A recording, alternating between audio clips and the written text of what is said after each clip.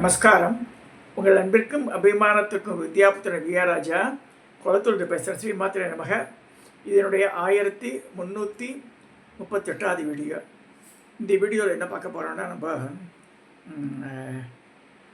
மண்டோதரி பாரதம் போற்றும் பதிவிரதைகள்ல இந்த மண்டோதரியை பற்றி நான் பேசாமல் விட்டுட்டேன்.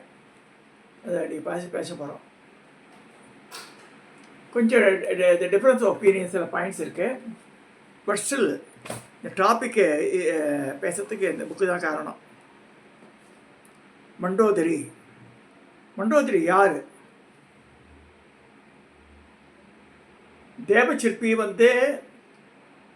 விஸ்வகர்மா, அசுர சிற்பி மயனோட பொண்ணு தான் மண்டோதரி. மந்தோதரி தான் சொல்ல பேர். மண்டோதரியோட பிற்காலத்தில் பேர் மறிவிடுத்து தவிர மந்தோதரி சிறுத்தை இடையின் நல் பேர்.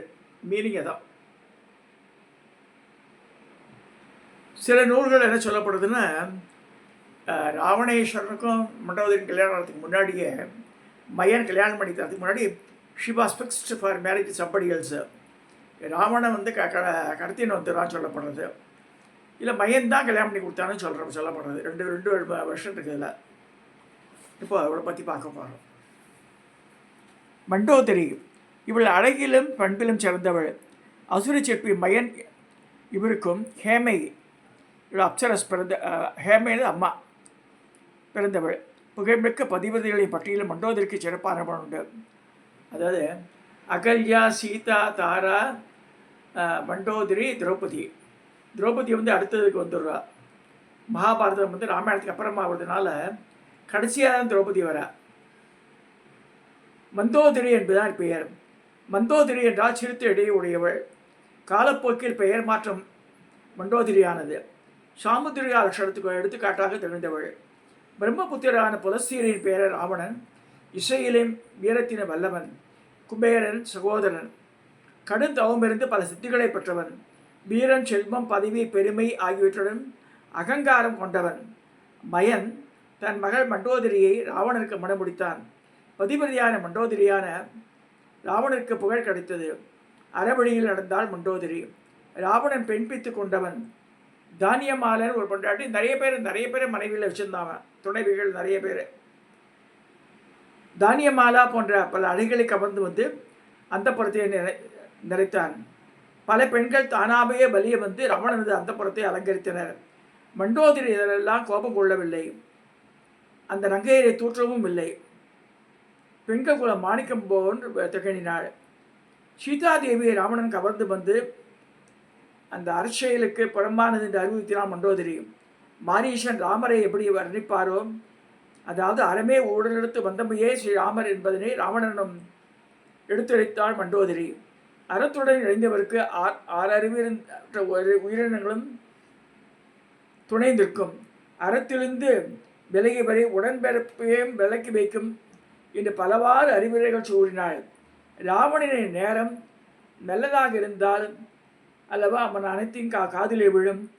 விதி வலியது, யாரும் வெல்ல முடியாது அப்படின்னு சொல்லப்படுறது. ராவணனுக்கு மனிதனால் தனக்கு இறப்பு என்று அறிந்திருந்தான்.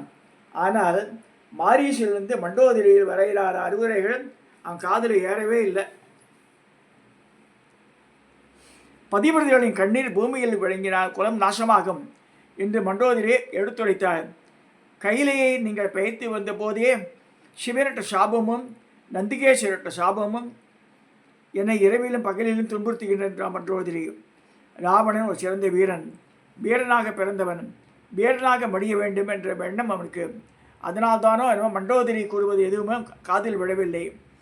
மண்டோதரி ராமனுடன் பகை வேண்டாம், சீதையை உன்னை மடைத்து விடு. நான் சொல்வதை கேள். நல்ல செய்தவன் நன்மையை சாதிப்பான், கெடுதல் நினைப்பவன் பாபத்தை சந்திப்பான். உன்னுடைய சகோதரன் நன்மை செய்தான், மகிழ்ச்சியுடன் இருக்கிறான். நீ கெடுதல் செய்தாய், பாபத்தை சந்திக்கின்றாய். சீதையை பார்த்த கணத்தில் அவளை எடப்போட தெரியவில்லையா உனக்கு? காமத்தில் மூழ்கிய உன் மனம் தவறளித்தது. மேலும் ராவணனிடம், ஸ்ரீராமர் மனித வடிவில் தென்படும் கடவுள். அவர் ஸ்ரீமன் நாராயணரே.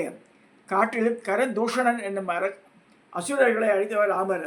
இதேபோல் வானரங்களை இணைத்து கடலை பாலம் அமைத்து லங்கைக்குள் மொழிய முடிந்தது என்றால் இத்தனி மனிதனால் ஆன செயலே அல்ல, தெய்வ செயல் என்று வற்புறுத்தினார். தேவர்களே வானங்களாக பிறந்துள்ளனர். உன்னுடைய பலாத்காரத்தினால் அக்னியில் இறந்த வேதவதியே சீதையாக பிறந்திருக்கிறாள். குரங்குகளை சாமானியமாக நினைக்க வேண்டாம். ஒரு சமயம் ராமணேசன் கைலாசம் வேதவதியை தபஸ் பண்ணிட்டு இருக்கா. அவளை தீண்டு பார்க்குறான். அவர் சாம்பலை அடிச்சுன்றான். அந்த சாம்பலை கொண்டு வரான் ராமணேஸ்வரன். தெலுங்கு சினிமாலாம் வரும் அது. அதை பெட்டியில் போட்டு பார்த்தா விபீஷனுக்கு மகாலட்சுமியாக தெரியும், இவருக்கு அரக்கியாக தெரியும். அது அப்படியே குழந்தையாக தெரியாது. அதை பாக்ஸை மூடி அதை மெதியிலே கொண்டு புதைக்க சொல்கிறான். அப்போ ஜனக மகாராஜா அவர் ஏறு விழும்போது அந்த பெட்டியில் உள்ள சீதக்கா அப்படி வருது கதை. அக்னியில் இறந்த வேதவதியே சீதையாக பிறந்திருக்கிறார். குரங்குகளை சாமானியாக நினைக்க வேண்டாம். ஒரு குரங்கு அக்ஷயகுமாரனை கொன்று வசந்த மண்டபத்தை இடித்து லங்கையை எரித்து விட்டு திரும்பியது. மொத்த வானரப்படையை லங்கையில் நுழைந்ததினால் நினைத்தாலே பயமாக இருக்கிறது. தன்னை மதிக்காத வெறுக்கும் மங்கையரிடம் அன்பை யாசிப்பது ஒரு ஆண்மனுக்கு அழகா என்று விரும்பினார். குலம், குணம், அழகு, ஒழுக்கம், பெருமை ஆகிய குணங்கள் கொண்ட மண்டோதரின் பேச்சு எதுவுமே எடுபடவில்லை. அனைத்தையும் விடலை கிடைத்த நீர் தாசியை சந்திக்க வேண்டும் என்ற கணவனின் ஆசையை மனைவி நிறைவேற்றியதாக கூறியது புராணம். நியதிக்கு புறம்பாக செயல்பட எவராலும் இயலாது. இங்கே நியதி ராவணனின் மரணத்தை வரவேற்கின்றான் போலும் அந்த நிலை. எனவே அதனை ஏற்றால் மண்டோதரி. வேறு வழி தனக்கு உடன்பாடே என்றினும் கணவனது விருப்பத்துக்கு இணங்குவதே பதிவிரதையின் இயல்பு. துஷ்ட புருஷனை விட்டு விலகாமல் கடைசி வரை இருந்து திருந்த பாடுபட்டாள் மண்டோதரி. பிறன் மனையை தீண்டியதே ராவணனின் முடிவுக்கு காரணமாயிற்று. அக்னிக்கெரியான பொருள் மீண்டும் பிழைக்காது. சீதையின் பதிவிரதா அக்னியில் விழுந்த ராவணன் மீண்டும் மேல முடியுமா? பதிவிரதைகளின் கண்ணீர் பூமியில் விழுந்தால் ராவணனுக்கு ஏற்பட்ட முடிவுதான். கணவனின் செயல்பாடு மனைவியையும் பாதிக்கும் என்பது ராவணனின் மண்டோதரி ஆகிய வாழ்க்கையில் அறியலாம். ராவணனை தூய்மைப்படுத்தும் முயற்சியை மண்டோதரி ஈடுபட்டிருந்தாலும் அவனது தவறில் பங்கேற்று உலக துக்கங்களை தொடர்ந்து முதல் பதிவிரதை. போர்க்களத்தில் மகன் இந்திரஜித் மடிந்தான் என்ற செய்தி வந்த பிறகு நீதியை எடுத்துரைத்தார். வீரமரணத்தை எதிர்கொள்ள ராமபாணத்தை எதிர்கொள்ள விரும்பும் ராவணனின் செவிகளில் இவன் மட்டுமா விழவில்லை? உலக நன்மைக்காக ஸ்ரீமன் நாராயணன் வானரனுடன் இணைந்து தவறு செய்தவனை தண்டிக்க வந்திருக்கிறார். உன் மறைவிற்கு நீயே காரணம். காற்றில் தனியே இருந்த சீதையை மாரீசனின் துணை கொண்டு ஏமாற்றி கவர்ந்து வந்திருக்கிறாய். வீரனுக்கு பொருத்தமில்லாத அல்பத்தனம். பொறுமைக்கு பெயர் பெற்ற பூமாதேவியின் மகளை பெருமை மிகு பதிவிரதையை அபகரித்து தந்துள்ளாய். பதிவிரதையான அவளை அணுகும் போதே உனக்கு அழிவு வந்திருக்கலாம். ஆனால் அவள் கணவனால் மட்டும்தான் அழிய வேண்டும் என்பதற்கு அதுக்கு சீதாவை பொறுமையாக காத்துருக்கான்னு சொல்கிறாங்க. இப்படியாக பல்வேறு விளக்கங்களும் ராவணனின் செவிகளில் ஏறாததால் ராமனின் பானத்திற்கு இரையானான்.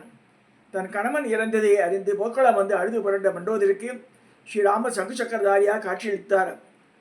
இதில் இந்த புக்கில் என்ன போட்டிருக்கான்னா, அவளும் தன் கணவனுடன் மரணம் அடைந்தால் போட்டிருக்கான்.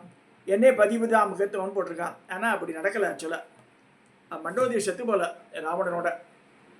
ஏன்னா வால்மீகி ராமாயணத்தில் ராமரை சொல்கிற விபீஷணனை கூப்பிட்டு சொல்கிற மண்டோதரி அவ்வளோ கெட்டிக்காரி, ராஜ்ய பாரத்தெல்லாம் ரொம்ப அழகாக ஹேண்டில் பண்ணவா, அவளை வெரி நாலேஜபிள் லேடி, அவ்வளோ நீ அவளை கல்யாணம் பண்ணிக்கோன்றார் விபீஷணனை.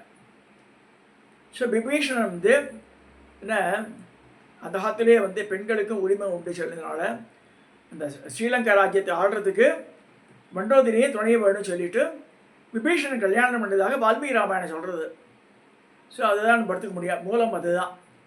So Mandodari she was supporting. Whether is sexual இது இல்லை அப்படின்னு எடுத்துக்க முடியாது. நம்ம விபீஷனுக்கு துணையாக இருந்தால் அந்த அந்த துணையை நாடியனால விபீஷணன் அரசாட்சி செய்கிறதுக்கு மண்டோதரி துணையாக இருந்தாலும் முடிக்கிறார் அதில் வால்மீகி. ஸோ அதை எடுத்துக்க முடியும் நம்மளால். மண்டோதரியினுடைய அந்த அறிவுபூர்வையானது.